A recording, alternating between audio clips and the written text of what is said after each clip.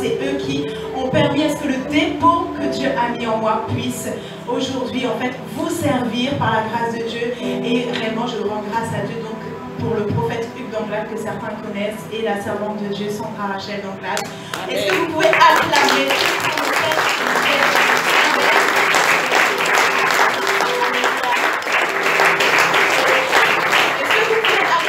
pour le père de la maison, l'apôtre Gaudin?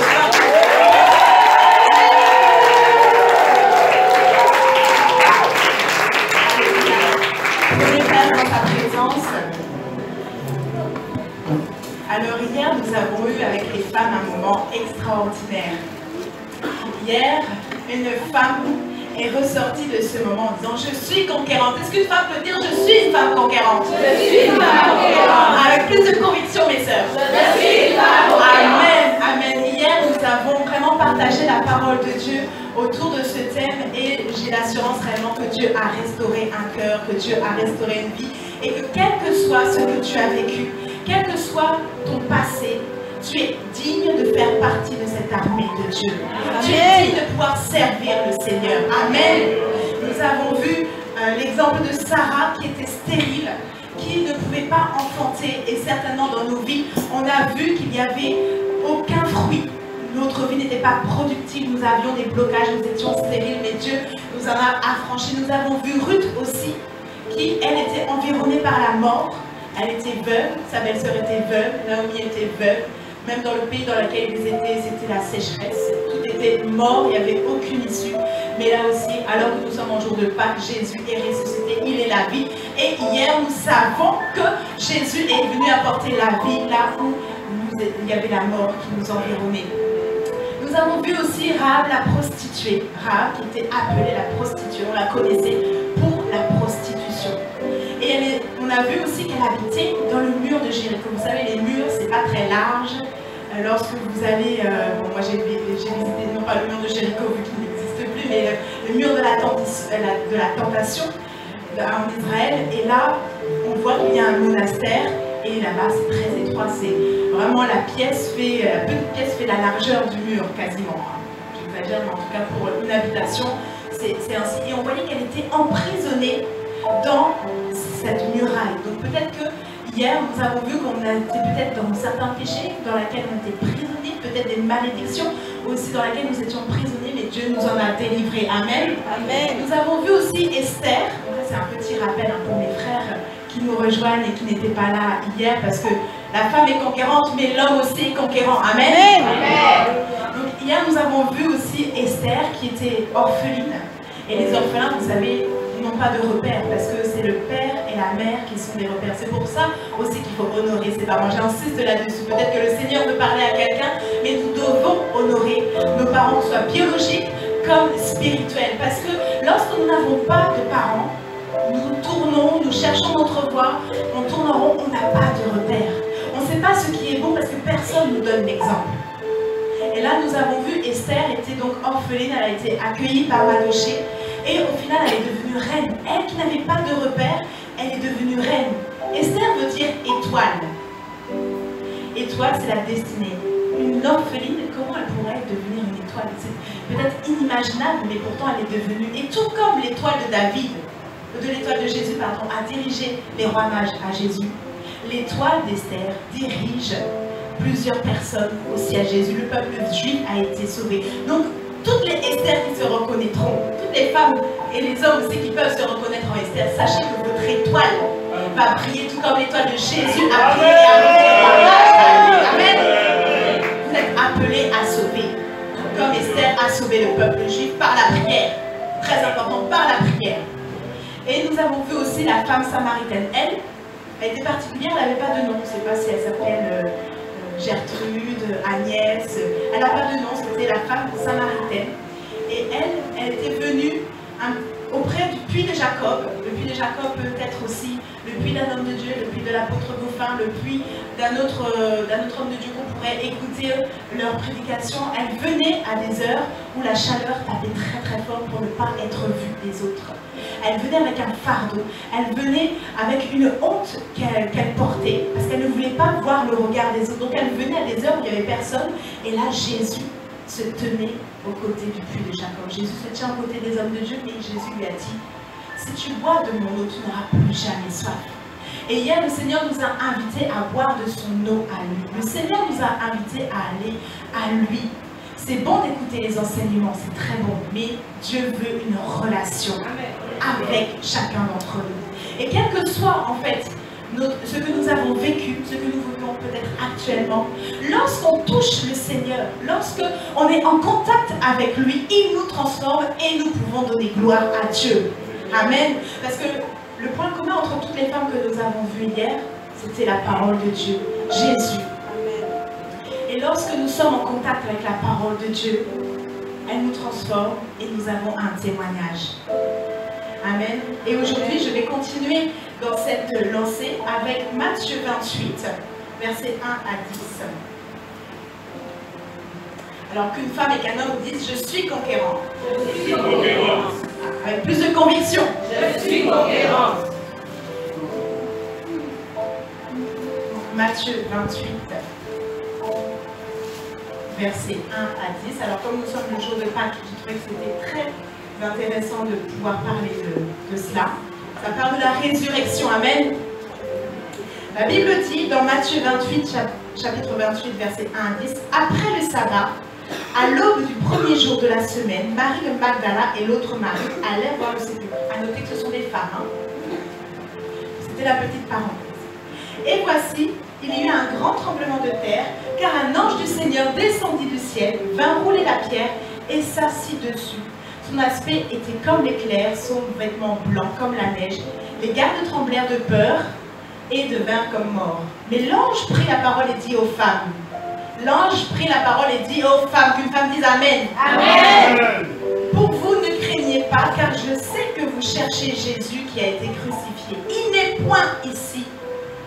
Il est ressuscité, que quelqu'un dise, il est ressuscité. Comme il l'avait dit, venez, voyez le lieu où il était couché et allez promptement dire à ses disciples qu'il est ressuscité des morts. Et voici, il vous précède en Galilée, c'est là que vous le verrez. Voici, je vous l'ai dit. Elles s'éloignèrent promptement du sépulcre avec crainte et avec une grande joie, et elles coururent porter la nouvelle aux disciples. Et voici, Jésus vint à leur rencontre et dit, je vous salue. Et elles s'approchèrent pour saisir ses pieds et elles se prosternèrent devant lui. Amen. J'aime ce passage-là parce qu'il est vraiment en corrélation avec notre thème, avec la Pâque. Parce que là, on voit que Jésus est venu sur la terre, il a été crucifié. Peut-être que tout paraît, vraiment, l'ennemi pensait avoir la victoire. L'ennemi pensait vraiment qu'il allait pouvoir maintenant régner parfait. Il s'est débarrassé de Jésus, il allait pouvoir faire ce qu'il voulait. Mais en fait, Jésus n'avait pas dit son dernier mot. Dieu n'avait pas dit son dernier mot. Jésus est ressuscité. Il n'est pas ressuscité juste après la mort, dès qu'il a été retiré de la croix, ni le lendemain, mais 3 jours après. 3 jours après. Et en Israël, il fait très chaud. Il n'y avait pas tous les systèmes pour embaumer les morts à l'époque. À l'époque, en plus, dès qu'il y avait un mort, on prenait, on le mettait dans un trou. En gros, c'est ça. Pour Lazare, c'est ce qui s'est passé. Et même lorsque vous visitez le pays, vous voyez que c'est vraiment un trou, on met la personne et on bouche le trou. C'est vraiment, c'est du rapide. Mais là, le Seigneur, il est ressuscité 3 jours après. Là où il n'y avait plus d'espoir, Jésus est ressuscité. Là où dans ta vie, il n'y avait plus d'espoir, je déclare la résurrection. C'est une bonne nouvelle que Jésus est venu nous annoncer. Aujourd'hui, Jésus veut nous rappeler qu'il est la bonne nouvelle. Donc dans ta vie, tu dois apporter cette bonne nouvelle-là. Aujourd'hui, nous fêtons Pâques, nous voulons nous rappeler, mais c'est tous les jours que nous devons nous rappeler de cette bonne nouvelle. C'est tous les jours que nous devons nous rappeler que Jésus est ressuscité pour moi. On peut faire tout ce qu'on veut à l'église, tout ce qu'on veut dans nos familles, mais si on ne le fait pas avec la conscience que Jésus est ressuscité, c'est en vain. Nous le faisons pour un but, c'est le ministère de la réconciliation. Jésus est venu nous réconcilier avec Dieu. Et il faut avoir réellement à l'esprit cela. La Bible dit, dans 2 Corinthiens 5, verset 18, 2 Corinthiens 5, verset 18, ça parle du ministère de la réconciliation. Et c'est très intéressant de voir que ça suit un verset. Le verset 17 dit, si quelqu'un est en Christ, il est une nouvelle créature. Les choses anciennes sont passées. Amen. Les choses anciennes sont passées. Nous avons vu hier que lorsque Jésus nous touche, quel que soit notre passé, nous sommes aptes à faire partie de l'armée céleste. Là, la Bible dit que les choses anciennes sont passées. Voici, toutes choses sont devenues nouvelles. Dis, toute chose est devenue nouvelle dans ma vie. Et il dit, et tout cela vient de Dieu qui nous a réconciliés avec lui par Christ et qui nous a donné le ministère de la réconciliation. Lorsque quelque chose devient nouveau dans ta vie, lorsque Dieu fait quelque chose de bon dans ta vie, c'est pour que tu le glorifies. C'est pour que ta vie soit un témoignage pour ton voisin, pour ta famille. Mais pas simplement pour dire Jésus a fait ça, mais c'est pour l'amener plus près de lui. C'est pour simplement dire voici ce que Dieu a fait. Viens à Jésus. Parce que nous savons que c'est Jésus qui nous a touchés. Nous savons que c'est Jésus qui a transformé nos vies. Et nous voulons réellement manifester cet amour-là. Nous voulons réellement dire, réconcilie-toi avec Jésus. Ce qu'il a fait pour moi, il peut le faire pour toi. Amen. Nous devons exercer le ministère de la réconciliation. Alors il y a des promesses dans la parole de Dieu qui nous disent, moi et ma maison, nous servirons l'Éternel. On se dit, mais je suis toute seule à venir à la maison, mon mari ne veut pas servir Dieu, il n'aime pas le Seigneur. La Bible t'a donné une promesse. Dieu t'a donné une promesse. Moi et ma maison. C'est-à-dire ton mari, tes enfants, tout le monde qui vit sous ton toit, toi et ta maison, vous servirez l'Éternel. C'est une promesse qu'il faut se saisir. La Bible dit aussi, tous tes enfants seront disciples de l'Éternel. Donc tous tes enfants, même si tes enfants actuellement sont dehors, sont dans la délinquance, sont dans la débauche ou autre, Tes enfants sont appelés à être disciples de l'Éternel. Amen. Recevez votre miracle aujourd'hui. Recevez la résurrection dans votre famille aujourd'hui. Recevez la résurrection dans vos foyers aujourd'hui. Jésus est venu apporter la bonne nouvelle. Il est venu nous réconcilier. Il nous a donné des promesses. À nous de nous en saisir. Il y a des clés aussi pour nous en saisir parce que Dieu a parlé, mais après. C'est pas juste comme ça, on attend que ça arrive. Non, il y a des choses à faire. Il y a des principes à appliquer. Mais quand Jésus nous touche, ça nous donne un témoignage. Quand nous sommes venus à Christ, nous avons un témoignage. Hier, nous avons vu aussi que, quel que soit notre passé, donc on peut servir Dieu, mais on peut se dire, mais concrètement, il y a quoi qui glorifie Dieu? C'est quand Jésus te touche, tu as un témoignage. Dans Marc 2, au verset 9, je l'ai pris aussi hier comme exemple, le Seigneur en fait a guéri un paralytique. Il a dit, va, prends ton lit et marche.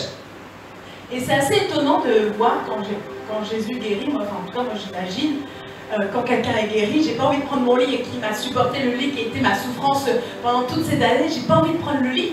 J'ai envie de le laisser derrière, l'oublier, oublier mon passé, oublier toutes les souffrances que j'ai vécues, toutes les galères qu'on a vécues. Non, là le Seigneur dit, va, prends ton lit. L'objet souvenir de nos souffrances, l'objet souvenir de nos douleurs, l'objet souvenir, c'est ça que tu dois prendre. Pourquoi? Parce que les gens, quand ils vont te dire, ah mais c'est pas la personne qui était allongée sur le lit. Ah, il marche, mais que s'est-il passé? Ça sert en fait à glorifier le Seigneur. Ton passé, tes épreuves servent à glorifier le Seigneur. On a vu hier que lorsque nous vivons des épreuves, nous pouvons avoir la consolation divine afin de pouvoir consoler les autres. Ce que tu as vécu n'est pas vain. Chacun a son chemin, on a des parcours différents, mais ce n'est pas vain. Ce n'est pas vain, on peut être né d'une relation illicite, on peut avoir été abandonné, et tout cela, ce n'est pas vain. Lorsqu'on rencontre le Seigneur, il nous restaure, et à notre tour, nous pouvons aller restaurer. À nous de prendre cela au sérieux, à nous de changer notre regard, à nous de dire, bon, Seigneur, ok, j'ai vécu ça, mais maintenant, console-moi. Et après, vous allez voir quand vous allez être consolé. Vous allez avoir cette joie, cette paix de Dieu. Et quand vous allez rencontrer quelqu'un, vous allez pouvoir l'aider. Et la personne, à son tour, va pouvoir être transformée. Et elle, à son tour, elle sera témoignage et Dieu transformera encore notre personne. Et ainsi de suite. Et ainsi, tout un village, tout un peuple peut être sauvé. Nous avons une bonne nouvelle. Tu as quelque chose à donner. Si tu fais partie de cette armée du roi des rois, ce n'est pas juste pour être là, assis sur les bancs. Non, c'est parce que tu as un combat à mener. Le combat est peut-être dans ta famille, pour que tes enfants viennent au Seigneur, ou pour que ton mari revienne, ou pour qu'il y ait vraiment un cœur qui soit touché auprès de tes parents. Il y a un combat à mener. Mais Dieu t'accorde la victoire parce que Jésus est le chemin, la vérité, la vie. Il est victorieux, il a su vaincre la mort. Alors qu'est-ce qu'une relation compliquée avec un enfant peut faire? Non, Dieu peut ressusciter aussi une relation. Dieu peut faire quelque chose. Dieu t'attend dans l'armée. Qu'un homme et qu'une femme disent, Dieu m'attend dans l'armée. Dieu m'attend dans l'armée. Amen. Dieu t'attend, tu as quelque chose à donner. Tu as quelque chose à donner à ton foyer, à ta famille. Dans ton travail, sur cette île, tu as quelque chose à donner. Tu as au moins ton témoignage. Amen. Tu as au moins ton témoignage. Même si tu dis que tu n'as rien, tu as ton témoignage. Tu as ton témoignage. Il y a aussi d'autres choses que Dieu nous a données. Il nous a donné des dons spirituels. Le Saint-Esprit nous a donné des dons spirituels. Amen. Nous pouvons prendre 1 Corinthiens 12, versets 4 à 11.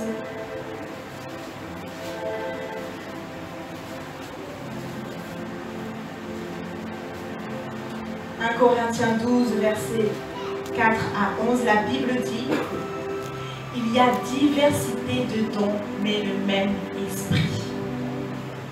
Diversité de ministères, mais le même Seigneur. Diversité d'opérations, mais le même Dieu qui opère tout en tous. Or, à chacun, la manifestation de l'Esprit est donnée pour l'utilité commune. En effet, l'un est donné par l'Esprit une parole de sagesse, à un autre une parole de connaissance selon le même esprit, à un autre la foi par le même esprit, à un autre le don de guérison par le même esprit, à un autre le don d'opérer des miracles, à un autre la prophétie, à un autre le discernement des esprits, à un autre la diversité des langues, à un autre l'interprétation des langues. Un seul et même esprit opère toutes ces choses, les distribuant à chacun en particulier comme il veut. Amen. Amen. Donc Dieu t'attend dans l'armée. Dieu t'attend dans l'armée. Tu as ton témoignage à donner. Et tu as aussi des dons spirituels que Dieu t'a donnés. Il est dit qu'il les a distribués à chacun. Ça veut dire chacun, qui que tu sois, nouveau dans la foi, ancien dans la foi. Quand le Saint-Esprit vient, il te donne un don. Un ou plusieurs. Tu as des dons spirituels en toi. Dieu a mis par son Saint-Esprit quelque chose en toi. Pas simplement le témoignage. Tu as quelque chose à donner. Ton témoignage, mais aussi tu peux guérir par l'Esprit de Dieu. Il dit, il y a des dons de guérison, des dons de miracles. Tu peux, en effet, aussi donner une parole de sagesse selon ce que l'Esprit te donne. Ce n'est pas toi qui décide, c'est l'Esprit de Dieu qui les distribue comme il veut. À toi de te disposer, mais tu as quelque chose de Dieu. Tu as la marque de l'Esprit en toi.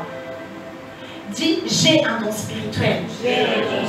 Dieu t'a donné en particulier. J'aime quand il dit, il les a distribués à chacun en particulier. C'est comme si qu'il assistait. Quand on dit particulier, ça veut dire que c'est déjà individuel. Mais là, il dit chacun en particulier. Prends conscience que tu as quelque chose de Dieu. Prends conscience que l'Esprit de Dieu a mis quelque chose en toi.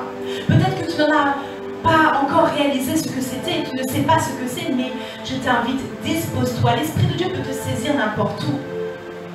Dispose-toi. Lorsque tu pries dans ta chambre, peut-être que tu as une pensée qui vient.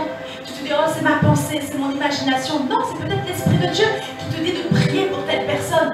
Et tu pries, c'est aussi un don de l'Esprit. Quand Dieu te donne une pensée et que tu pries sur cette pensée-là, Dieu peut te révéler la vie de quelqu'un. C'est aussi quelque chose. Et vous savez, quand on parle d'être dans l'armée, ça passe aussi, c'est pas forcément obligé d'être dehors avec l'épée, le bouclier, c'est spirituel.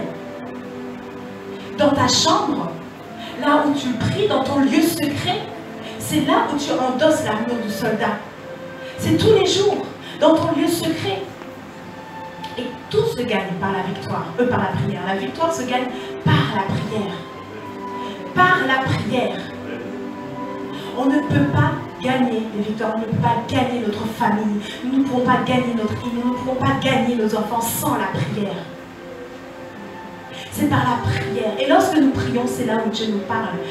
Il ne nous parle pas simplement lorsque nous prions, mais en tout cas, il peut nous parler lorsque nous prions. Et justement, quand Dieu nous donne des pensées, il faut couler. Couler lorsque vous avez des pensées, couler, peut-être prier sur cette pensée-là. Moi, je me souviens dernièrement, je priais. Et là, j'ai eu comme un flash. Mais le flash, vous savez, les flashs, c'est une seconde et après, ça part. Et ça concernait quelqu'un que je connaissais, mais que je n'avais pas de nouvelles depuis 15 ans. Vous savez, en 15 ans, il peut se passer beaucoup de choses, mais je dis, tiens, bon, je vais prier pour la personne. Et j'ai prié. Et Dieu me parlait de cette personne. J'ai dit, waouh, Seigneur. Je voulais réellement en fait me dire, mais c'est ma pensée, c'est moi, comme je n'ai pas de nouvelles de lui, comment je peux savoir si ce que je reçois est bon. Et j'ai repris contact avec la personne et tout ce que j'avais reçu de Dieu, c'était ce qu'il me fait. Ma prière portait du fruit. Tu as reçu un don, tu as reçu quelque chose.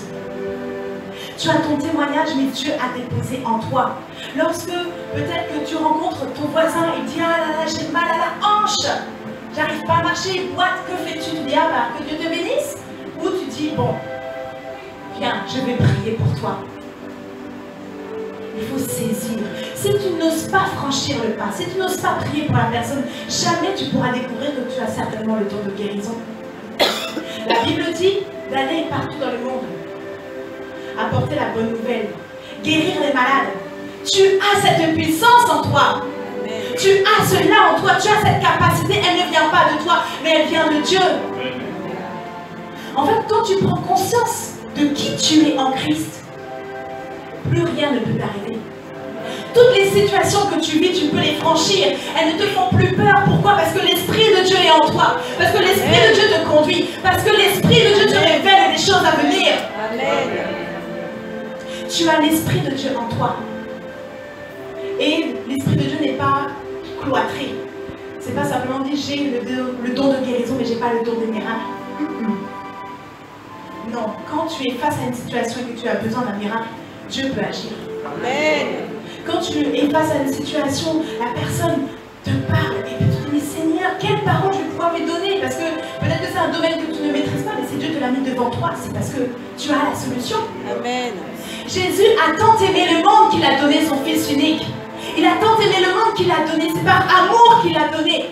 Si Dieu t'amène quelqu'un devant toi, aime cette personne et prends conscience que Dieu t'a donné toi, pour elle. Amen. Jésus a déjà tout accompli, mais toi, tu es la personne choisie pour celui que tu rencontres. Tu as quelque chose. C'est ça, être des soldats de Dieu. C'est pas de dire, tiens, je vais juste faire la petite bataille entre 10h et 17h ou le dimanche. Non, c'est tous les jours qu'on fait partie de l'armée de Dieu. C'est tous les jours que Dieu nous attend. C'est tous les jours. Pourquoi? Parce qu'il y a des gens qui périssent dans ce monde. Il y a des gens qui pleurent chaque jour, qui souffrent chaque jour et qui n'ont pas entendu cette bonne nouvelle. Mais tu as cette bonne nouvelle. Elle est en toi. Réalise qu'elle est en toi. Tu es toi-même la bonne nouvelle pour quelqu'un. Tu portes le dépôt de Christ. Tu portes ce témoignage. Tu portes l'Esprit de Dieu. L'Esprit de Dieu vit en toi. Tu es le temple du Saint-Esprit. Le Saint-Esprit qui a créé le ciel et la terre. Le Saint-Esprit qui a ressuscité Jésus. Le Saint-Esprit qui peut toutes choses, qui a distribué les dons comme il voulait. Il est en toi. Le Saint-Esprit est en toi. Aucune situation ne t'est impossible. C'est pour ça que la Bible dit, rien n'est impossible à celui qui croit. Mais crois-tu?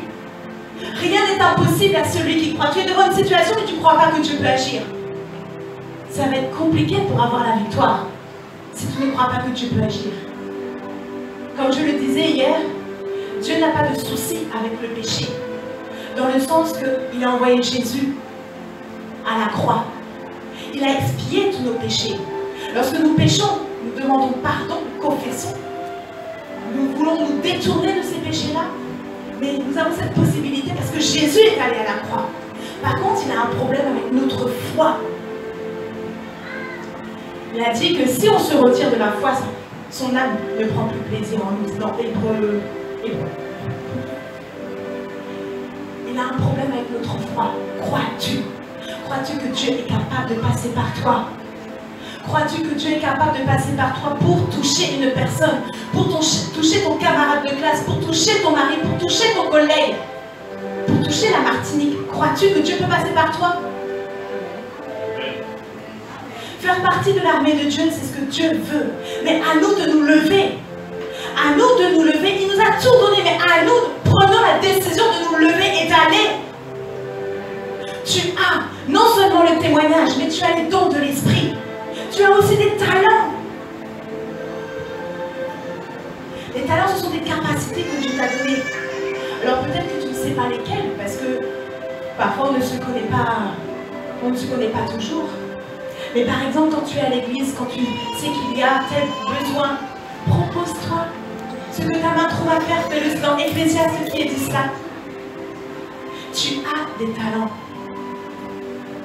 Moi, je me souviens, je ne savais pas que j'étais douée dans tout ce qui était administratif.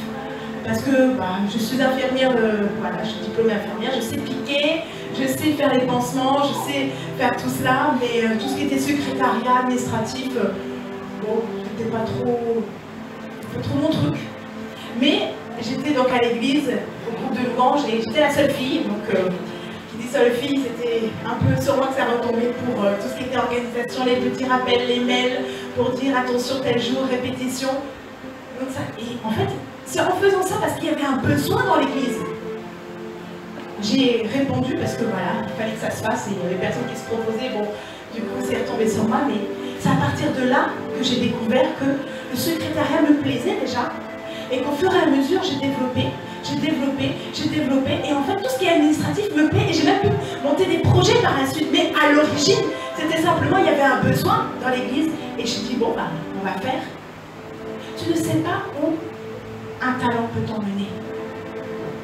Et même lorsque tu sers à l'église, ce n'est pas pour chercher une possession, c'est parce que tu veux servir Dieu, parce que tu aimes Dieu.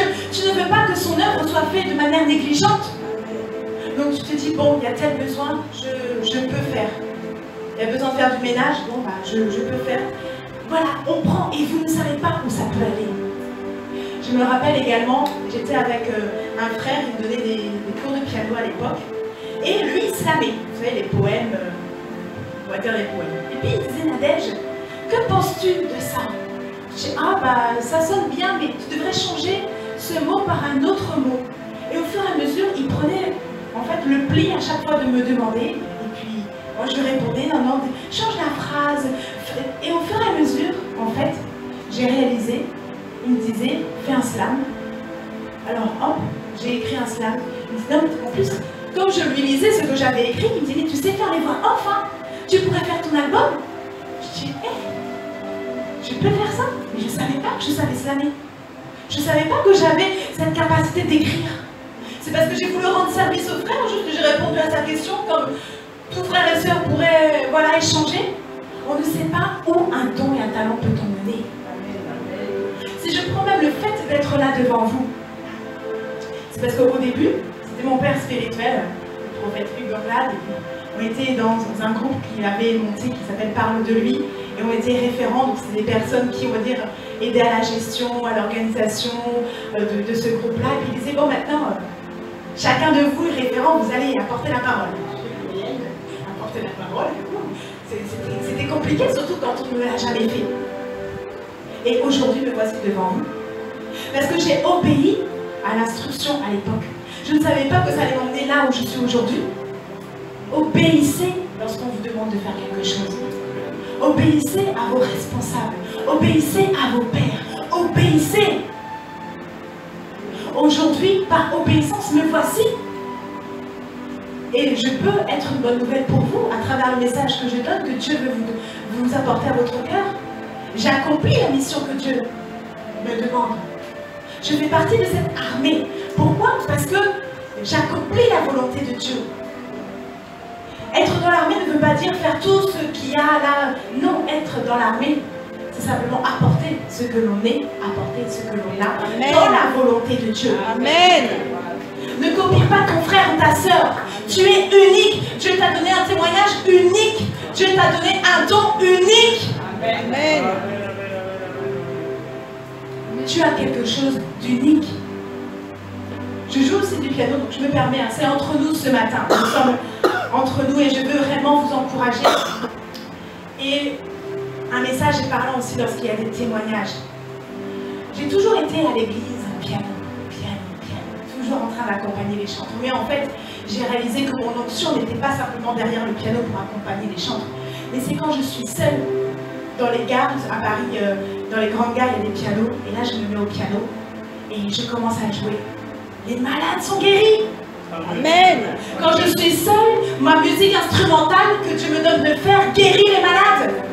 Est-ce que ça fait de moi quelqu'un qui ne sait pas jouer au piano? Je sais jouer au piano, mais ma spécificité, c'est d'être dans le monde, en fait. Et ma musique guérit. Amen. Mon don, il est spécifique, il est particulier. C'est pour ça que je ne cherche pas à être derrière le piano. Gloire à Dieu pour les pianistes, gloire à Dieu, il faut de tout. Mais il faut que tu puisses, en fait, laisser ton cœur te parler. Parfois, tu es peut-être attiré par l'évangélisation et tu te dis, ah ouais, mais l'église fait de certaines manières, ça ne correspond pas. Parce qu'on peut être à l'aise dans certaines choses et pas dans d'autres. C'est pas un péché, mais apporte ce que tu as. Moi, je sais que l'évangélisation de rue, de porte à porte, c'est pas réellement peut-être ce que je préfère. Mais par contre, l'évangélisation dans la rue, mais par le ton, par le chant, ça c'est autre chose. Donc, ce que tu as, apporte-le dans la maison du Père. Ce que tu as, mets-le au profit de ton prochain. Mets-le au profit de ta famille. Mets-le au profit de ton île, de ta ville. Tu as quelque chose. Tu as ton témoignage. Tu as des talents. Vous savez qu'en plus, chaque être humain a 300 capacités. 300. Imaginez 300 capacités multipliées par le nombre de personnes que nous sommes. Ça fait beaucoup de capacités. Ces 12 disciples ont su apporter le réveil. Jusqu'à ce jour, on parle encore de Jésus. avec 12 disciples. Là, nous sommes beaucoup plus que 12. Amen. Nous pouvons apporter le réveil. Et nous devons apporter le réveil en Martinique. Nous devons apporter le réveil dans les îles. Nous devons apporter le réveil dans notre nation. Mais prends conscience de ce que tu as quelque chose. Hier, nous avons vu la veuve qui avait son mari qui était décédé. Il avait laissé des dettes. Et elle disait, elle est allée voir le prophète. Elle dit, mais j'ai rien, je vais mourir de faim, mon fils et moi, nous n'avons rien à manger. Le prophète a dit, qu'as-tu? Elle a dit, juste de l'huile. C'est même pas de la farine, de l'huile tout seul en soi, on ne peut rien faire avec de l'huile tout seul. L'huile représente le Saint-Esprit. Si tu ne sais pas qu'est-ce que tu as comme don, comme talent, va chercher auprès du Père. Va chercher auprès du Saint-Esprit. Le Saint-Esprit, on l'a vu ce matin, il distribue comme il veut, mais à chacun en particulier. Tu as un talent, tu as un don. À chacun. Dieu n'a pas sauté de personne, il a donné à chacun. Il ne t'a pas oublié. Si Dieu a envoyé Jésus pour le monde, il t'a envoyé pour la Martinique, il t'a envoyé pour ton foyer, il t'a envoyé dans cette nation, dans cette génération. Il ne s'est pas trompé. Tu n'es pas une erreur. Amen. Tu n'es pas une erreur. Même si tes parents t'ont rejeté, même si tu as été abandonné, même si tu as été critiqué, tu n'es pas une erreur. Tu es le choix de Dieu. Amen. Tu es le choix parfait de Dieu. C'est lui qui t'a tissé dans le sein de ta mère. C'est lui qui a pris plaisir à dire, tiens, je vais dessiner ma fille ainsi avec les yeux bleus, les yeux verts, les yeux marrons. C'est lui qui l'a décidé. Peut-être que tu as été violée et que tu es tombée enceinte suite à ce viol. Et sache que ton enfant est aimé de Dieu. Et que lui aussi, il a une destinée. Le roi David était né d'une relation illicite et il est devenu roi. David est devenu roi. Amen. Tu as quelque chose à donner. La nation t'attend. Ne reste pas assis. Tu as une bonne nouvelle en toi. Tu portes Jésus, celui qui guérit, celui qui délivre, celui qui sauve, celui qui donne la paix, celui qui donne la joie. Avant, j'étais quelqu'un qui pleurait tout le temps. Tout le temps. Je me sentais rejetée, je pleurais tout le temps. Je ne savais pas comment chercher Dieu. Je ne savais pas comment avoir cette relation avec Dieu. On disait, Dieu peut te consoler, mais comment? Comment? On dit, si le Fils vous a franchi, vous serez réellement libre. C'est bien, mais comment concrètement? En mots concrets, ça veut dire quoi? Je suis là dans ma situation, mais ça veut dire quoi? Si le Fils c'est Jésus, mais Jésus il est au ciel. Comment il peut m'affranchir? Comment on affranchit quelqu'un? Le Fils, c'est Jésus. Jésus est la parole. La parole peut t'affranchir. La parole peut te libérer. La parole peut te restaurer. Mais quel est ton contact avec la parole? Nous avons vu hier que toutes ces femmes ont été en contact avec Jésus ou avec la parole et elles ont pu rentrer dans l'armée. Quel est ton contact avec la parole de Dieu? C'est notre pain quotidien. Pas le pain du dimanche seulement. Pas le pain de quand ça va mal et que j'ai besoin que Dieu me parle. Non. Il faut que la parole soit en toi. J'ai tendance à dire que je ne bâtis pas ma vie autour de la parole. C'est-à-dire dans mes choix, dans mes décisions, je prends la parole. Non, c'est la parole qui me bâtit. C'est différent. C'est que avant même que j'ai une décision à prendre, je médite, je médite, je médite. Et méditer, ce n'est pas lire. La lecture n'est que la première étape de la méditation. Mais méditer, c'est lire, réfléchir, chercher peut-être des versets similaires, poser des questions au Seigneur. C'est tout cela. Quand vous prenez le pain, dans votre corps, ce n'est plus le pain réellement qui est là, c'est l'estomac, enfin le digestif a fait tout le travail, ce sont des nutriments, ce sont des ingrédients qu'il y a, mais c'est la même chose avec la parole de Dieu. Quand vous la mangez, l'Esprit de Dieu dépose tout ce qu'il faut pour votre croissance spirituelle. Tu as quelque chose à donner. Mais sois au contact de la parole de Dieu. Amen. Sois au contact de la parole de Dieu. Tu as peut-être aussi des projets que tu as mis dans ton cœur. Parce que nous parlons de comment gagner sa famille dans le Seigneur, son père, sa mère, ses enfants, mais il y a peut-être aussi la dimension aussi économique. Peut-être qu'il y a, par exemple, de la délinquance et on se dit mais quelle structure on peut mettre en place pour aider ces jeunes. Peut-être que ça t'interpelle, peut-être que ça bouillonne en toi, peut-être que aussi parfois ton travail est en lien avec ça et ça peut te donner une idée, un projet, mais à toi de le mettre en place. Tu as quelque chose à donner. Tu as quelque chose à donner. Alors nous allons voir aussi, parce que nous faisons partie de cette armée, nous avons quelque chose à donner, mais qui dit armée dit être un soldat. Amen. Prenons Éphésiens 6. Éphésiens 6, versets 10 à 18.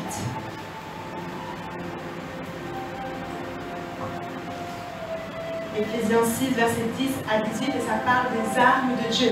Nous ne pouvons pas aller à l'armée sans nos armes. Nous ne pouvons pas accomplir ce que Dieu nous demande sans nos armes.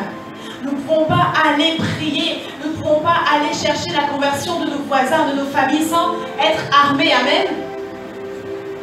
Éphésiens 6, verset 10 à 18, la Bible dit, au reste, fortifiez-vous dans le Seigneur et par sa force toute puissante. Revêtez-vous de toutes les armes de Dieu afin de pouvoir tenir ferme contre les ruses du diable, car nous n'avons pas à lutter contre la chair et le sang, mais contre les dominations, contre les autorités, contre les princes de ce monde de ténèbres, contre les esprits méchants dans les lieux célestes. C'est pourquoi prenez toutes les armes de Dieu afin de pouvoir résister dans le mauvais jour et tenir ferme après avoir tout surmonté. Tenez donc ferme, on dit bien ferme, pas simplement tenir une fois et lâcher, tenez ferme. Ayez à vos reins la vérité pour ceinture. Revêtez la cuirasse de justice. Mettez pour chaussure à vos pieds le zèle que donne l'évangile de paix. Prenez par-dessus tout cela le bouclier de la foi avec lequel vous pourrez éteindre tous les traits enflammés du malin. Prenez aussi le casque du salut et l'épée de l'esprit qui est la parole de Dieu. Faites en tout temps par l'esprit toutes sortes de prières et de supplications. Veillez à cela avec une entière persévérance et priez pour tous les saints. Amen. La Bible nous montre là que ce n'est ni contre la chair ni le sang qu'il faut lutter, c'est contre les dominations. Ce n'est pas contre ton frère, contre ton mari qu'il faut lutter. Lui, il faut l'aimer. Quel que soit ce qu'il a fait, quels que soient ses actes, son attitude, aime. La nature de Dieu est aimée. Dieu a tant aimé le monde qu'il a donné. Ce verset qui résume beaucoup de choses. Il n'y a que deux verbes d'action. Aimer et donner. Tu ne peux pas donner si tu n'as pas aimé. Il faut d'abord aimer pour pouvoir donner. Il nous faut aimer. Mais comme je le disais hier, l'amour est un fruit. C'est le fruit de l'esprit. Qui dit fruit dit une conséquence. Ce n'est pas la racine, c'est un fruit. Le fruit de quoi? De ta relation avec le Saint-Esprit. On en revient encore avec le Saint-Esprit parce qu'il est au centre de tout. Tu dois aimer ton prochain. Tu dois aimer même le sorcier, même celui qui a dit toutes les malédictions sur ta vie. Tu dois aimer ces personnes-là parce que Dieu les aime. Dieu veut qu'ils se repentent. Tu dois aimer. Mais c'est contre les esprits que tu dois lutter. Et c'est dans la prière. Il faut que tu te revêts aussi de l'armure. Quand on parle de la cuirasse de la justice, la ceinture de la vérité, ça parle aussi de ton caractère. Est-ce que tu mens tous les jours? Ou un petit mensonge de temps en temps? Dieu veut vraiment que nous soyons des soldats. Un soldat ne fait pas ce qu'il veut. Un soldat obéit au maître de l'armée, au chef de l'armée. À l'Éternel des armées, nous devons obéir. Nous devons réellement refléter sa vie. Nous devons avoir le caractère de Christ. Nous ne pouvons pas aller dans des batailles où nous-mêmes, nous ne sommes même pas habillés. On veut aller combattre, mais nous-mêmes, nous sommes vêtus d'un petit t-shirt. Non, nous devons revêtir la cuirasse. Nous devons avoir le zèle de l'évangile. Nous devons avoir le casque du salut. Nous devons être revêtus de cette armure du soldat.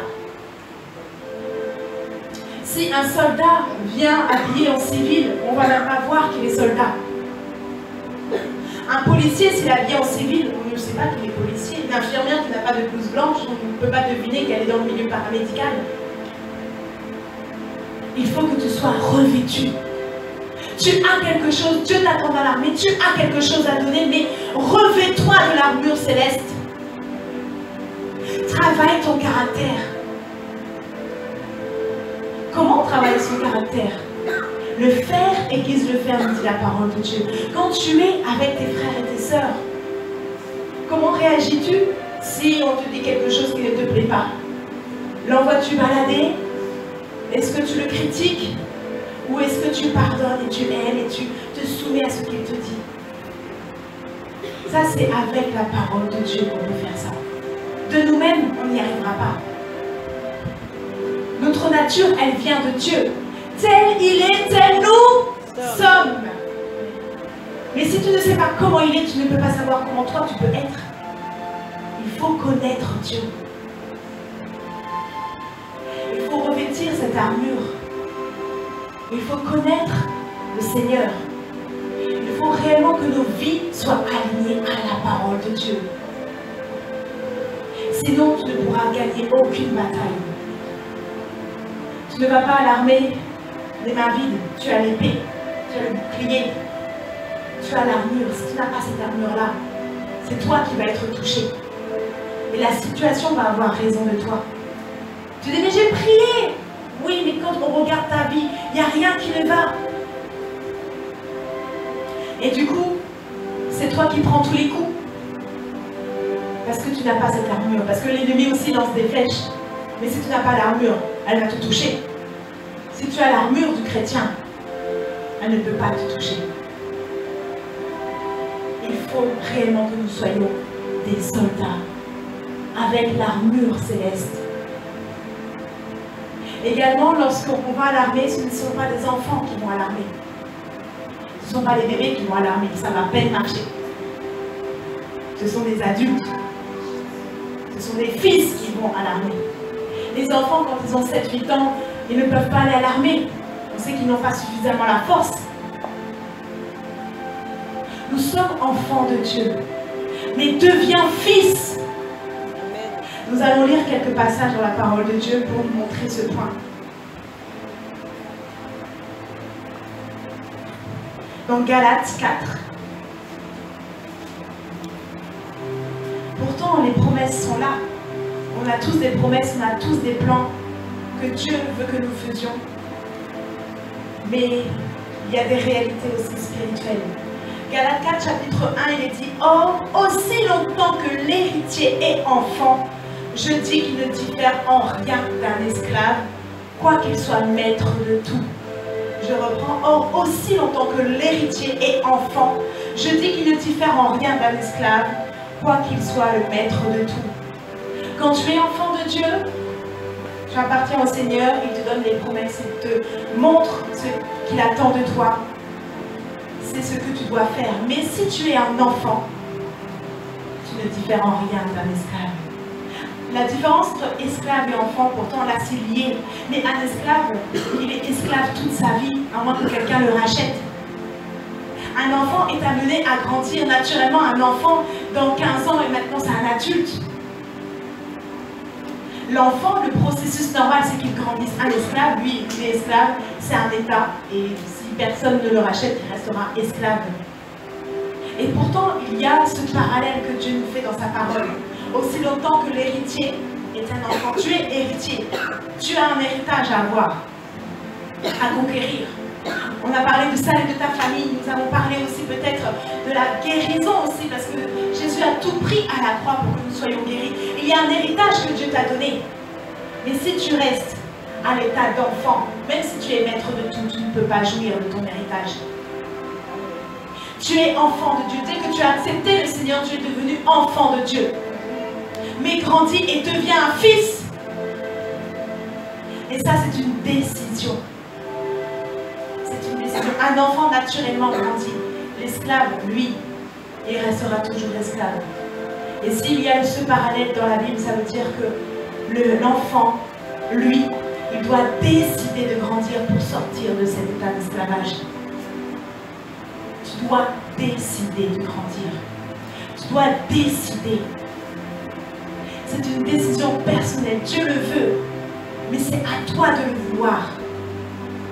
C'est toi qui dois faire ces efforts-là. Et comment on grandit? Parce que c'est bien. Nous savons que maintenant, nous voulons faire partie de l'armée céleste. Nous voulons être des soldats.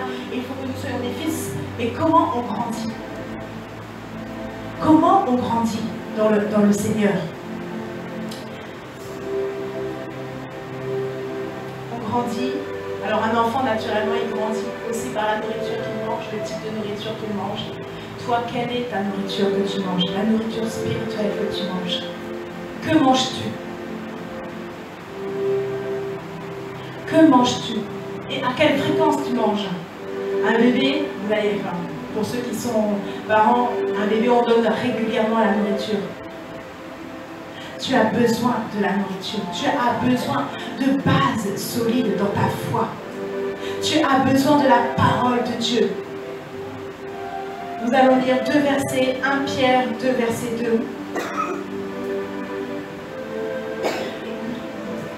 Donc 1 Pierre 2, verset 2.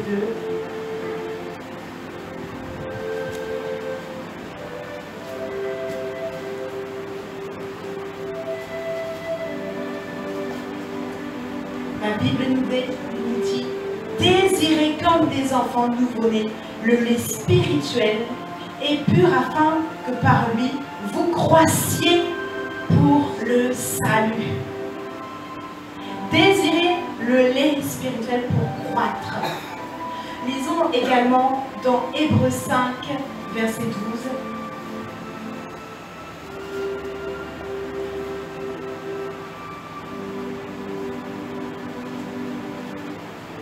La Bible nous dit, vous en effet qui depuis longtemps vous devriez être des maîtres. Là Dieu nous parle, ça fait longtemps que tu es dans le Seigneur et peut-être que tu es toujours un enfant spirituel, un bébé spirituel. Mais là Dieu nous dit, ça fait depuis longtemps vous devriez être des maîtres. Mais vous avez encore besoin qu'on vous enseigne les premiers rudiments des oracles de Dieu. Vous en êtes venus avoir besoin de lait et non d'une nourriture solide. Or, quiconque en est au lait n'a pas l'expérience de la parole de justice, car il est un enfant. Le lait, c'est pour les enfants, ce sont les bases de la foi, les rudiments de la foi. Et toi, tu as besoin de la nourriture solide. Un soldat, quand on parle d'un enfant, ne peut pas être un soldat parce qu'il ne sait pas tenir debout. Quand il sait se tenir debout, il avance, il apprend à courir, il apprend peut-être à bouger parce que s'il y a des traits, il faut peut-être les traits enflammés de l'ennemi, il faut savoir les éviter, il faut être un peu souple, il faut savoir bouger. Si un enfant ne sait pas faire ses premiers pas, il ne peut pas aller à l'armée. Pourtant, la phase de l'enfant est un passage obligatoire. Mais ne reste pas à ce stade. Avance. Prends la nourriture de la parole de Dieu.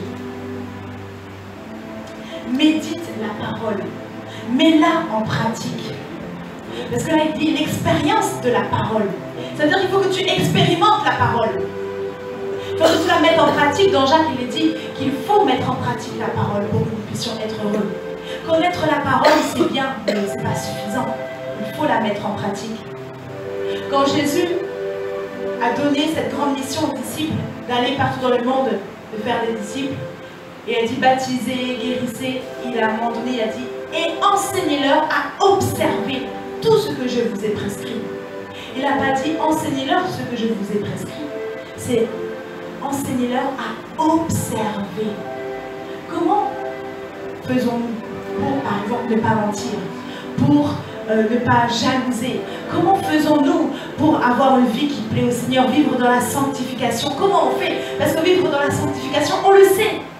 Mais comment on fait concrètement? Quand on a l'habitude de mentir, on sait que ce n'est pas bien de mentir, mais comment faisons-nous pour ne pas mentir? L'expérience de la parole de Dieu. Plus vous allez être dans la parole, plus la parole va vous remplir. Vous ne pouvez pas aller dans l'armée si vous n'êtes pas rempli de la parole de Dieu. La Bible dit dans Luc 4, chapitre 1, Jésus, rempli du Saint-Esprit, fut conduit au désert, c'était lorsqu'il était tenté par le diable. Mais il était d'abord rempli pour être conduit. Si tu veux que Dieu te conduise, il faut d'abord que tu sois rempli. Si tu veux que Dieu te conduise dans les projets qu'il a pour toi, si tu veux que Dieu te conduise à la réalisation de ses promesses, il faut que tu sois rempli. Parce qu'avec le Seigneur, ce n'est pas simplement une ligne droite, tout va bien. Non, il y a souvent des petits détours, aller à droite, aller à gauche. Avec le Seigneur, il faut réellement être à l'écoute du Saint-Esprit. Mais il faut connaître le Saint-Esprit. Tu as besoin d'être dans la parole de Dieu. Si le Fils vous a franchi, vous serez réellement libre. Donc, en d'autres termes, si la parole t'a franchi, si tu reçois la parole dans ton cœur, si tu la mets en pratique, elle t'affranchit, elle te libère. Et parfois, peut-être que vous dites, mais Seigneur, j'y arrive pas. Alors dans ces cas-là, prie. Prie, dis Seigneur, je veux arrêter d'aller à droite, à gauche. Je veux arrêter d'aller en copain, Je veux arrêter de mentir, mais j'y arrive pas. Seigneur, aide-moi. Criez à Dieu. Comme je disais, Dieu n'a pas de problème avec le péché parce que l'œuvre de la croix a tout accompli. Mais est-ce que tu as essayé une fois et tu t'es arrêté et dit, bon, j'ai pas réussi à ne pas mentir, bon maintenant, tant pis. Non, persévère, crie, reconnais ton état, reconnais que tu n'y arrives pas. Jésus a été tenté en toutes choses. Tout ce que tu as vécu, toutes les tentations que tu vis, Dieu a vécu. Il a été tenté en toutes choses. Mais crie à lui. Parce que s'il a été tenté et qu'il a été victorieux, il peut te nommer d'être victorieux. À nous de prier. À nous de crier à Dieu. On aime Dieu, on veut lui faire plaisir. Alors faisons tout pour lui faire plaisir. En disant, Seigneur, j'arrive pas. Moi, avant, j'étais quelqu'un qui parlait beaucoup. Mais vous savez, celui qui parle beaucoup ne manque pas de péché. Je parlais beaucoup. Et Seigneur, il faut que tu m'aides à fermer ma bouche là. Les secrets, c'était difficile à garder. Ce n'est pas forcément des gros péchés, hein. Ça peut être des petits détails. Mais quand vous savez que ça ne plaît pas à Dieu, il faut retirer, il faut plaire au Seigneur. Et j'ai dit, Seigneur, aide-moi, j'arrivais pas. J'ai demandé à Dieu, j'ai crié à Dieu. Je disais, à chaque fois que je voyais que j'avais... Voilà, j'étais encore tombée dans le truc. Je disais, ah Seigneur, vraiment, avec compassion. Je criais à Dieu, je demandais pardon. Et je demandais à Dieu son aide. Aujourd'hui, maintenant, par la grâce de Dieu, je m'allais délivrer de ça. Et parce que j'ai prié, pas une fois, pas deux fois. Jusqu'à ce que la prière persévérante, la Bible dit, nous avons lu prier de manière persévérante. Pries-tu une fois, deux fois pour le salut de ta famille? Pries-tu une fois, deux fois, de temps en temps? Ou quand ça ne va pas et tu dis à Seigneur, ah oui c'est vrai, aide-moi, délivre cette personne, délivre que mon mari vienne au Seigneur quand ça ne va pas, quand tout va bien, tu oublies de prier. Non! Priez en tout temps. Et si tu ne sais pas comment prier, prie en langue. Prie en langue. Parce que tu intercèdes. Tu ne sais pas ce que tu dis, mais tu sais que tu intercèdes auprès du Père.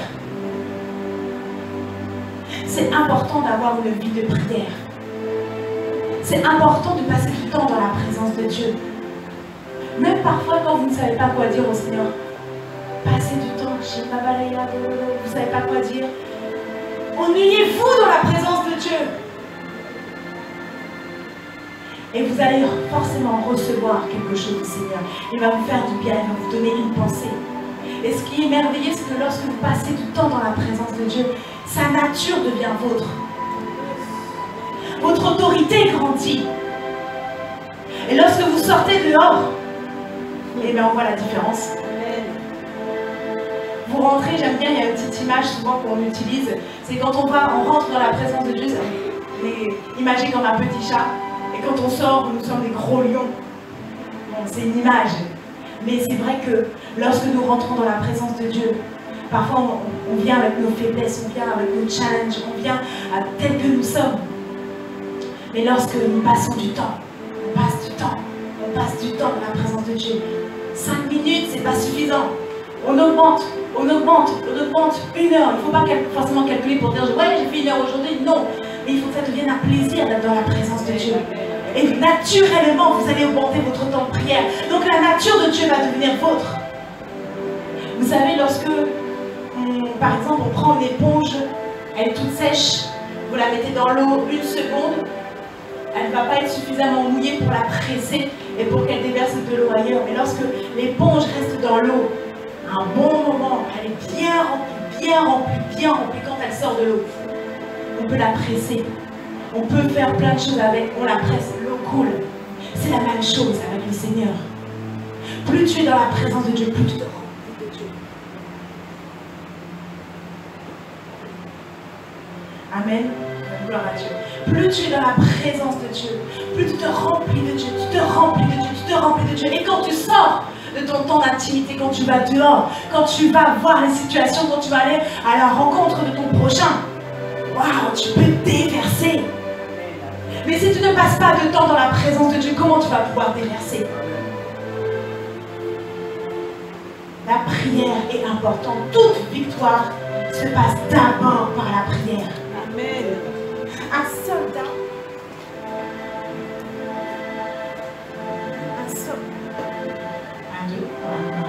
un soldat doit passer du temps dans la prière. Un soldat doit passer du temps dans la parole de Dieu. Ennuyez-vous dans la présence de Dieu. Moi, je sais que souvent, je prends la parole de Dieu, il y a des versets qui me parlent. Je prends la parole de Dieu, il y a des versets qui me parlent, je les lis, je les médite et je prie dessus. Je prie dessus. Alléluia, c'est important. Tu prends le verset et tu te l'appropries à toi.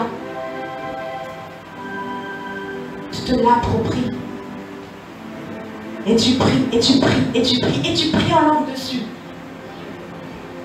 Quand on parle du fruit de l'esprit, dans Galates 5, 22, le fruit de l'esprit c'est l'amour, la joie, etc., etc. Je prends ce verset et je dis Seigneur, je manifeste le fruit de l'esprit, la joie, l'amour, et après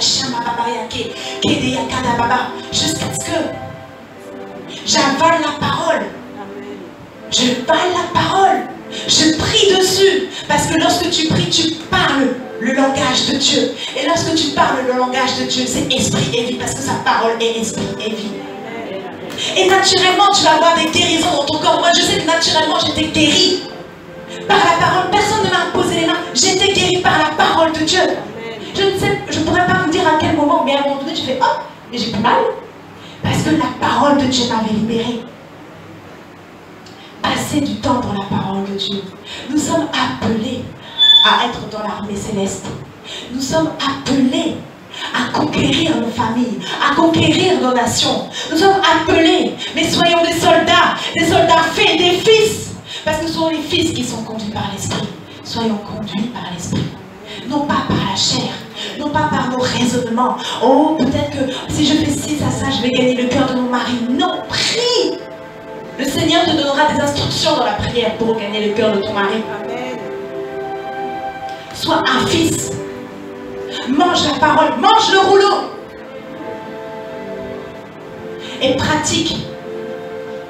Quand tu lis quelque chose dans la parole de Dieu, mets en pratique. Quand Dieu te dit de faire quelque chose, mets en pratique. Sois obéissant à la parole. Cela est important. Cela est très important. Ce sont des clés, des basiques pour pouvoir gagner nos victoires. Jésus a tout accompli. Il a tout fait. Tout est accompli. Et là, il te dit, suis-moi. Cela signifie, suis le Saint-Esprit. Tout est accompli. Tu dis, Seigneur, je veux que mon mari vienne au Seigneur. Je veux que mes parents viennent au Seigneur. Et lui, c'est oui et amen. Mais après, à toi de prier. À toi d'obéir à ses instructions. À toi d'agir. Si tu te fais n'importe quoi, si ta vie est en désordre, quel exemple tu peux montrer à ta famille? Nous sommes le témoignage de la parole de Dieu. La parole nous transforme et nous devenons un témoignage. Nous devons réellement réaliser cela. Dieu nous attend dans l'armée. Dieu nous veut dans l'armée. Nous sommes des conquérants, nous sommes des conquérantes. Nous le sommes. Mais décide, lève-toi, endosse l'armure du chrétien. Deviens un soldat, deviens un fils. Mange la parole. Mange la parole. Et si tu n'arrives pas, mets la Bible en audio. Écoute, écoute, écoute. Ne te lasse pas d'écouter la parole de Dieu. Si tu as du mal à rentrer dans la présence de Dieu, à prier, mets de la louange, de l'adoration. Ça va t'entraîner. Si tu ne sais pas faire 2 heures tout de suite du premier coup de prière, commence par 5 minutes, après 10 minutes, un quart d'heure. Aime passer du temps dans la présence de Dieu. Prier, c'est pas simplement demander des choses à Dieu. Il faut une relation avec le Seigneur, lui dire combien on l'aime, l'adoration. Amen, amen. Merci Seigneur pour la journée. Merci pour mes enfants. Merci pour ma collègue. Merci Seigneur, tu es bon. Je n'ai pas eu d'accident de voiture, Seigneur, sur la route en allant au travail. Merci. Oh Seigneur, tu es fidèle. Vous savez, Dieu est vraiment fidèle. À l'époque, les attentats de Charlie Hebdo, c'était là où ça s'est passé, c'était un trajet, donc c'était sur Paris, c'est un trajet que je prenais régulièrement. Et ce jour-là, ma collègue, en fait je changeais d'établissement et c'est pour ça que je passais par ce chemin-là. Et ma collègue ce jour-là était irritée. Je me dis, mais Seigneur, la collègue, je la trouvais pas très gentille avec moi, elle était irritée, puis en gros elle m'a un peu mise dehors. Je dis bon, en même temps, bon, voilà, donc je pars plutôt prévu du boulot parce qu'elle m'avait mise dehors. J'étais un peu étonnée. Et j'arrive sur mon 2e site de lieu de travail et c'est là où j'apprends qu'il y avait les attentats. Et je dis merci Seigneur, j'aurais été dans le chemin là où il y a eu les attentats si j'étais partie à l'heure habituelle. Parce que ma collègue était irritée, j'ai pu échapper à cela. Dieu avait permis cela. Dieu a utilisé l'irritation par ma collègue pour que je puisse partir plus tôt et éviter d'être dans le trajet. Dieu est fidèle, même les choses parfois qu'on ne comprend pas, Dieu est fidèle. Nous avons toujours un sujet pour glorifier le Seigneur. Apprenons simplement, posons-nous, ne soyons pas dans la prière, Seigneur, merci pour ci, merci pour ça. Non, prenons le temps. Prenons le temps. Et dans ces cas-là, quand vous prenez le temps, mettez le téléphone loin. La Bible, prenez-la en papier. Pourquoi? Parce que lorsque vous regardez via votre téléphone, vous allez recevoir une petite notification. Tiens, mon frère m'a écrit. Et puis vous oubliez même le verset que vous deviez lire, vous allez regarder le SMS. Amen. Revenons aux anciens sentiers. À l'époque, ils n'étaient que 12 disciples. Ils ont pu envahir le monde. Annoncer, transmettre le message de Jésus. Tu as le message de la bonne nouvelle. Tu as la bonne nouvelle à transmettre.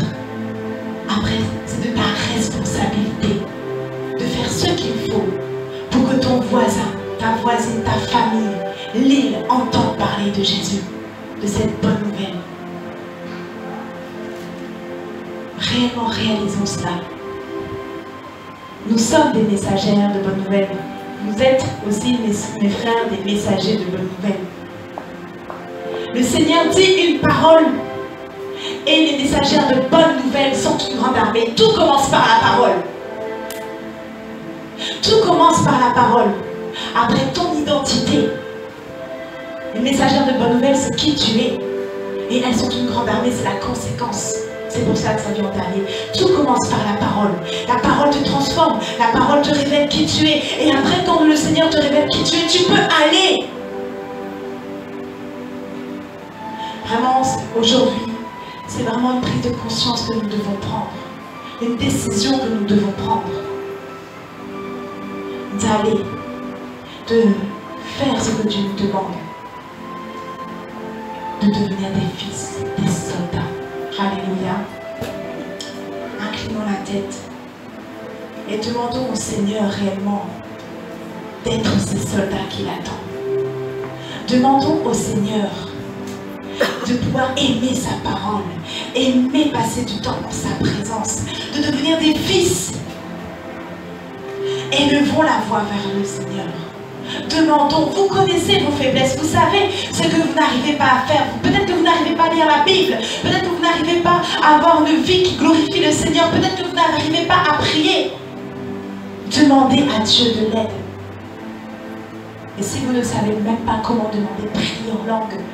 Mais ne restez pas la bouche fermée. Ouvrez la bouche, demandez à Dieu de vous aider. L'Esprit de Dieu est là. L'Esprit de Dieu peut vous aider. Il peut toutes choses. Il vous enseigne toutes choses. Il peut vous rappeler toutes choses. C'est lui qui vous conduit dans toute la vérité. Vous faites partie de cette armée. Mais devenez des soldats. Devenez des fils. Aimez la parole de Dieu. Si vous aimez Jésus, vous devez aimer la parole. Parce qu'au commencement était la parole. Toute chose a été soutenue, créée et soutenue par la parole. Être marié, c'est bien, mais garder son mariage, c'est autre chose. Il faut la parole. Il faut le Saint-Esprit. Tu peux obtenir une bénédiction, une grâce, et la perdre, parce que tu n'as pas su comment la garder. Le caractère n'y était pas, peut-être. Il nous faut aimer Dieu. Dieu nous fait du bien, il nous bénit, mais aimons Dieu, celui qui donne la bénédiction plus que la bénédiction elle-même. On veut voir la gloire de Dieu, mais aimons ce Dieu de gloire. Si nous savons aimer la source, tout ce qu'il va nous donner, nous serons bénis, parce que Dieu aime donner. Dieu aime donner. Mais aimons cette source, aimons notre source, aimons notre Père plus que toute autre chose. Dieu fera même des choses plus grandes dans ta vie. Si tu sais honorer le Saint-Esprit, si tu sais honorer Dieu ton Père, si tu sais aimer sa présence, Dieu te révélera des choses, Dieu t'emmènera là où tu ne pensais pas aller. Dieu veut t'utiliser. Dieu veut t'utiliser. Tu es un instrument entre les mains du Seigneur. Dieu veut t'utiliser. Le Saint-Esprit veut t'utiliser. C'est pour cela qu'il t'a donné des dons. Il les a distribués à chacun. Réalise, tu as un don. Tu as un don. Laisse le Seigneur te révéler quel est le don. N'hésite pas lorsque tu as une personne devant toi à manifester. Tu as quelque chose, tu as l'Esprit de Dieu. Le Saint-Esprit qui a créé le ciel et la terre vit en toi. Le Saint-Esprit est là. Le Saint-Esprit est là. Demande-lui de te révéler les choses à venir. Demande-lui de te révéler les pensées de ton cœur, ce que tu dois changer dans ta vie. Et dis-lui, Seigneur, aide-moi. Crie à lui. Crie à lui. Le Seigneur veut te délivrer. La parole est capable de te délivrer. C'est le Seigneur qui te rappelle la parole. C'est le Seigneur qui te guide dans sa parole. Le Seigneur est bon. Le Seigneur t'aime. Le Seigneur t'aime. Le Seigneur a mis en toi quelque chose de merveilleux. Tu as un dépôt. Garde le dépôt. Garde le dépôt. Garde le dépôt intact comme l'Esprit te l'a donné. Et déverse autour de toi. Prends la décision, demande au Seigneur, dis au Seigneur, je décide de me lever. Je décide de conquérir ma famille, mais non pas avec mes propres forces, mais par son esprit, par la puissance de Dieu, par la parole de Dieu. Tu as quelque chose. Et si tu te dis, mais Seigneur, j'ai quoi? Tu as un témoignage. Tu as un témoignage. Tu as des dons, des talents.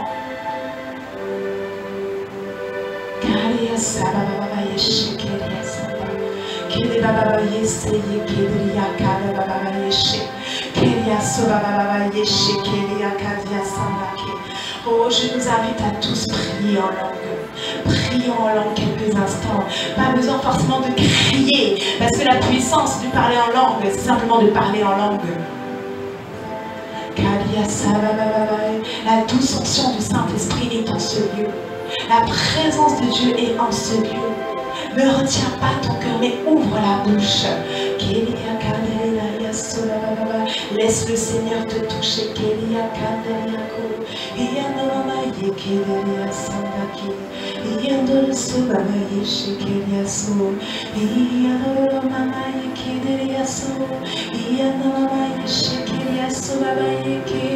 Saint-Esprit, fais ton entrée.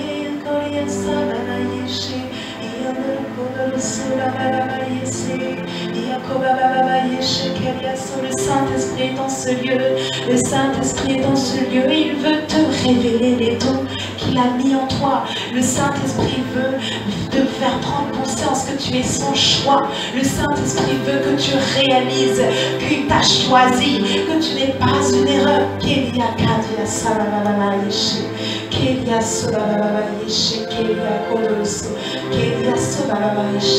Il y a des péchés que tu dois laisser. Il y a des attitudes que tu dois laisser. Demande pardon, abandonne certaines façons de vivre. Il y a des choses que tu dois abandonner. Et le Saint-Esprit est en train de te rappeler ce que tu dois laisser de côté. Le Saint-Esprit est en train de te rappeler ce qui ne lui plaît pas dans ta vie. Laisse. S'il te le dit, c'est parce qu'il t'aime. Et il veut que tu le glorifies. Abandonne cela. Abandonne ta faute. Abandonne ton péché. Abandonne, laisse-le de côté. N'y retourne plus. Et remplis-toi de la parole.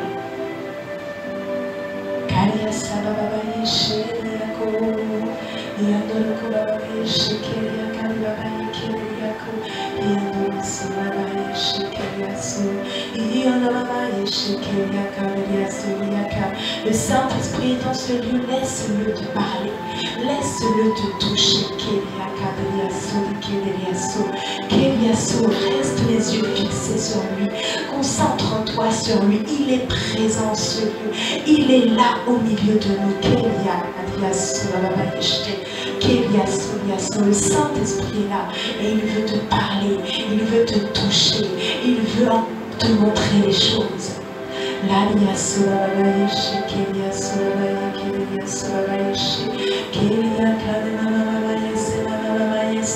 Le Saint-Esprit est dans ce lieu, laisse-le te toucher.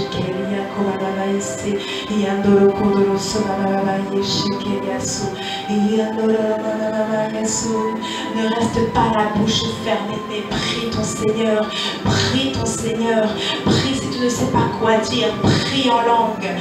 Prie en langue, parce que lorsque tu pries en langue, tu dis des mystères à Dieu. Lorsque tu pries en langue, tu t'édifies toi-même. Lorsque tu pries en langue, tu rends d'excellentes actions de grâce. Lorsque tu pries en langue, dans le spirituel, il y a des choses qui se passent. Le surnaturel est en train de se manifester. Lorsque tu pries en langue, tu actives quelque chose que tu ne maîtrises pas, mais qui arrive sur toi. Lorsque tu pries en langue, il y a des choses qui se passent dans ta vie. Mais lorsque tu pries en langue, le roi de gloire manifeste puissamment. Se manifeste puissamment lorsque tu pries en langue. Kaliaso, ouvre la bouche. Prie en langue, pas dans ton cœur, mais ouvre la bouche. Kaliaso, bababayeshe, kelia, kadelia, kandayese, koriaso, kadelias, bayeshe, kelia, santa, kedeleso, keliaso, babababaya. Le Saint-Esprit est en train de se mouvoir. Le Saint-Esprit parle au cœur. Le Saint-Esprit est en train de révéler les choses cachées. Il n'y a rien de caché que le Seigneur ne peut te montrer. Alors laisse-le te toucher. Le Saint-Esprit est là. Il agit. Pas forcément dans le bruit, mais il agit. Il agit. Il agit. Laisse-toi dans ses bras. Laisse-toi aller dans ses bras. Ouvre-lui ton cœur, c'est une attitude. Tu n'es pas devant moi, tu n'es pas devant ton frère ou ta soeur, tu es devant Dieu. Là, le Seigneur veut réellement t'interpeller. Dis, tu fais partie de mon armée. Et il ne veut pas que tu sois fracassé dans l'armée si tu n'as pas cette armure. Il veut te revêtir. Parce qu'il t'a donné un témoignage, il t'a donné un don. Il t'a donné l'onction qui va aussi avec. Cette onction dépend de ta relation avec le Saint-Esprit. Sans cette onction, tu ne peux rien faire. David, il avait l'onction. Il a pu terrasser Goliath qui était plus grand. C'est parce qu'il avait l'onction. Il avait une relation avec son Dieu. Laisse le Saint-Esprit te toucher. Laisse le Saint-Esprit ennuyé, il faut dans sa présence si tu ne sais pas quoi dire.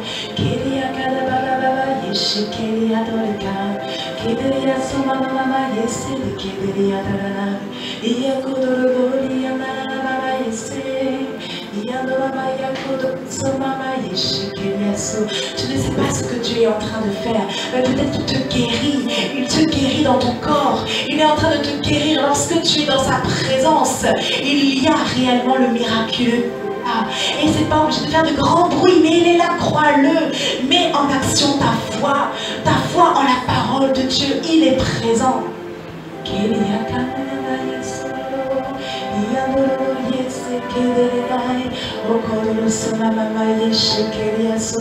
Ouvre la bouche et prie ton Seigneur.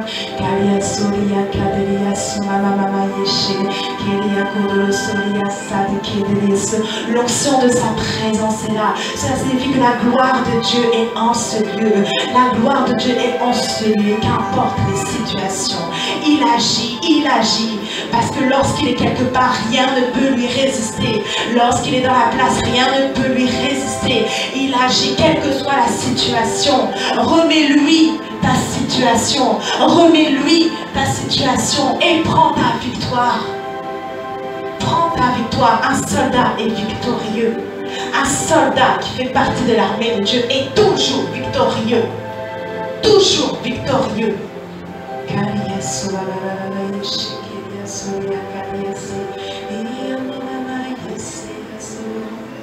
Saint-Esprit, tu es là. Merci pour ta parole qui délivre, ta parole qui libère.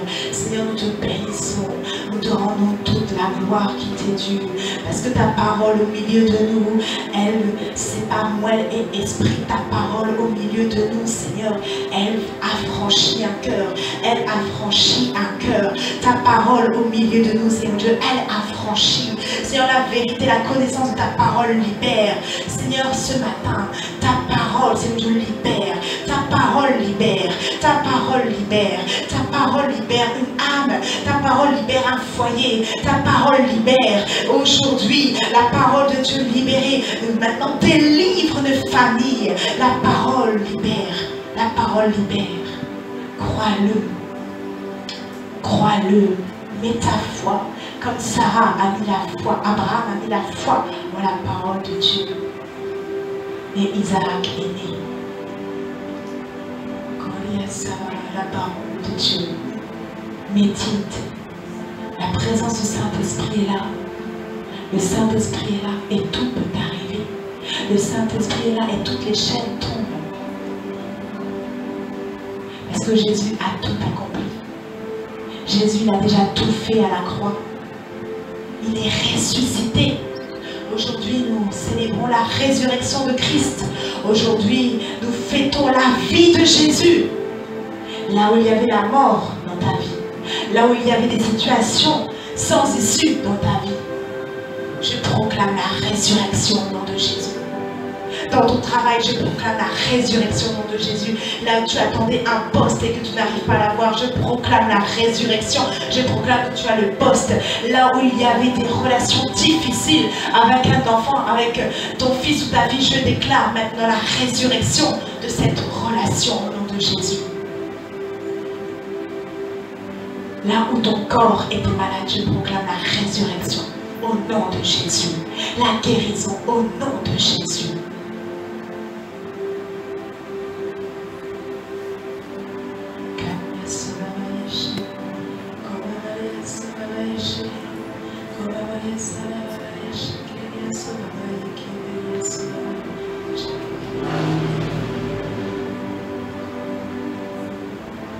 Gloire à Dieu.